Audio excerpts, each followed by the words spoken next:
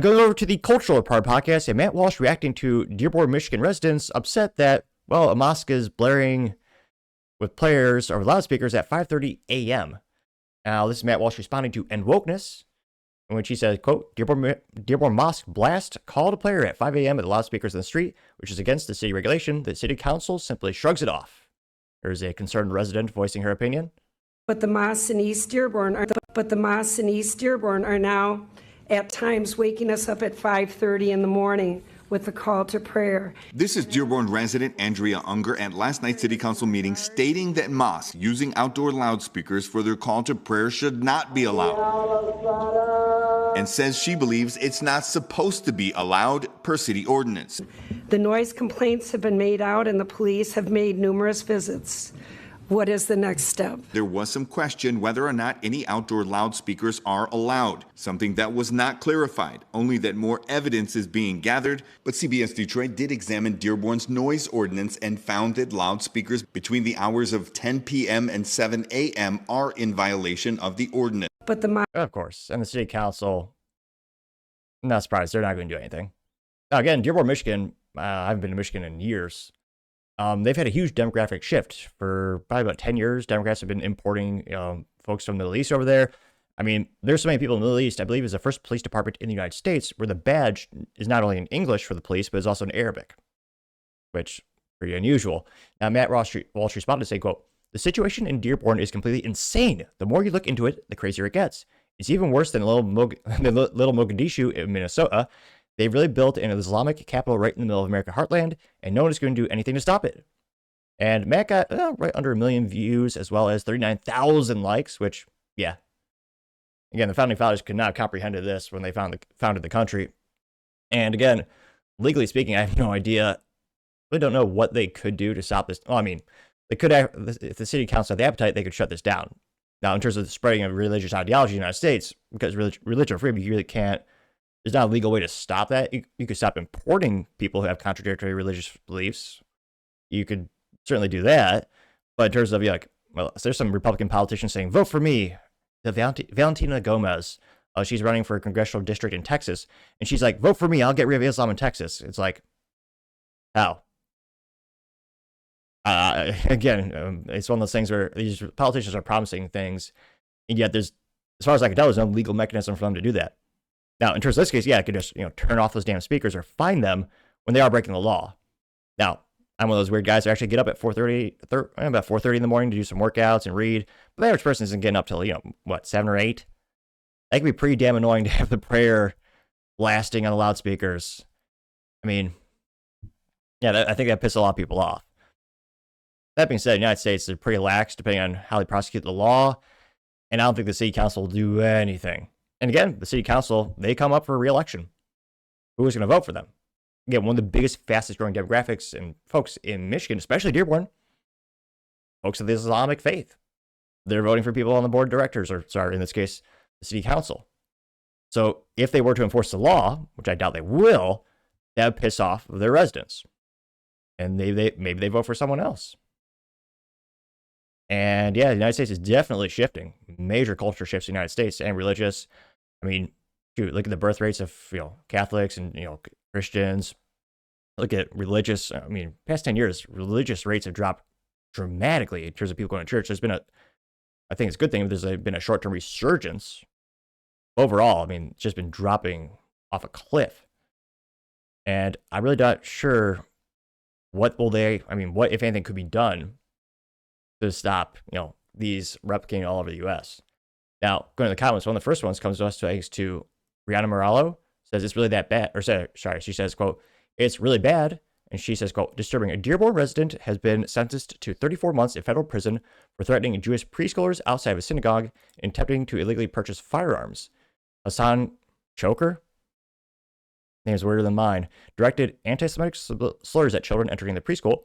He then later visited a gun shop where he was handed a shotgun, rifle, and pistol, claiming he would use them for God's wrath. What? He handled a shotgun. Okay. I was about to say if they sell it to him. Let's see. As convicted felon, he lied on the background check. Of course. That's why I'm kind of libertarian in a couple ways. Those 4473s. We could also argue you have a right to not self-incriminate, and some of those questions force you to.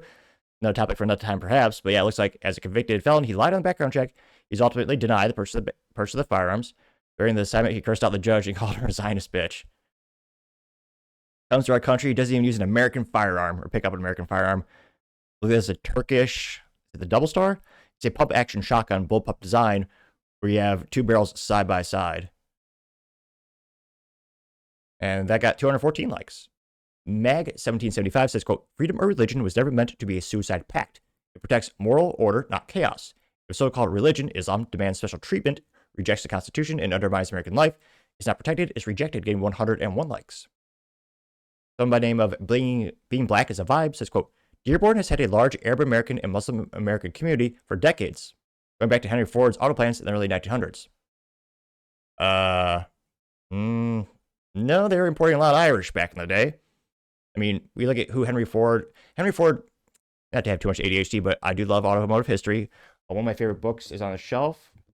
It is really called My Life and Work by Henry Ford himself.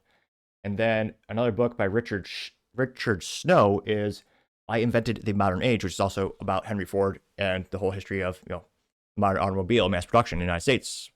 And Henry Ford at the time was very critiqued by introducing a $5 a day paycheck. That was the biggest, it was unheard of. And two of the biggest demographics that were employed at the time were African Americans, as well as the Irish and the Polish back in the day. That's right, for several decades, especially in Michigan, Ford ownership was huge. African American community is one of the first companies to pay people equally a wage, no matter what they looked like.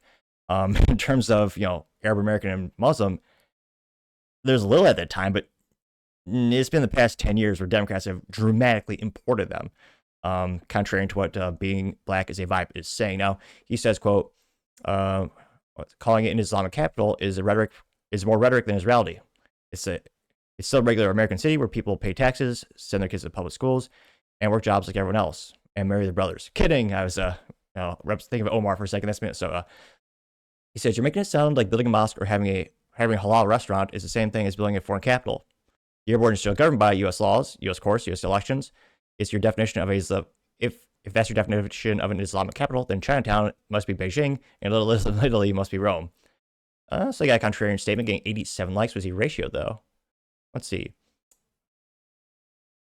Near Nenderpild says this is far more than what you're naively describing. They're embedding in all local government roles, including police force. True, getting 14 likes. So he was not ratioed. Daily Banter says, here we go. It's a Crusader, getting 184 likes. I Love American News says, quote, there's a reason none of their neighbors want them. It says approximately, again, they're not giving a source for this statistic, but they're saying a statistic. There's approximately 85% of all the world's refugees are Muslim. They do not seek out asylum in the 56 Muslim countries. They only seek out asylum in non-Muslim countries. But why? Getting 476 likes. The Immortal says, for real. It's a time compilation, and you see, you see basically Muslims staying the same throughout history. Well, yeah, it's a meme. You have, all the greatest inventions of all mankind just positioned with those, which got 142 likes.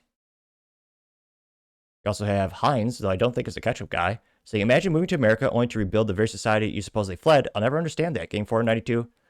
Whoa, 500 likes, going up like a good stock. Which, yeah. Look at Minnesota. Rest of my case. Lindsay B says, yep, and it's a screenshot of someone on TV saying Death to America, getting 89 likes. Let's see. Tiny Tails X says, in this situation with the loudspeakers, I suggest everyone get their own loudspeaker and blast your religious message. Force the city to violate your rights by allowing Muslim stuff and not Christian prayer. Then sue, collect cash. Game 501, 513 likes. Not a bad idea. Let's see. Dr. Lucien Wolf says, funny how the tolerance always ends when it's Muslims. No one cried when pride flags flooded schools or when drag shows blasted in public libraries. Has this person not been on the internet in the past 5 years? There are whole accounts on X that protest that. One of the most famous ones being Gays Against Groomers. They critique and they protest all of these drag shows where they have naked adults philandering in front of children. It's definitely, people are critiquing those things as well. He also says, the moment a mosque calls people to prayer at dawn, suddenly it's the end of America. Freedom of religion isn't a one-way street, getting 59 likes. Well, one of those things where, again, it's 5:30 in the morning, which, again, I'm up and awake and working, but most people aren't, and that'd be annoy the crap out of them. And it's also, again, you see it's selective enforcement a lot in the United States. For years, they've had a lot more sway when it comes to religious freedoms.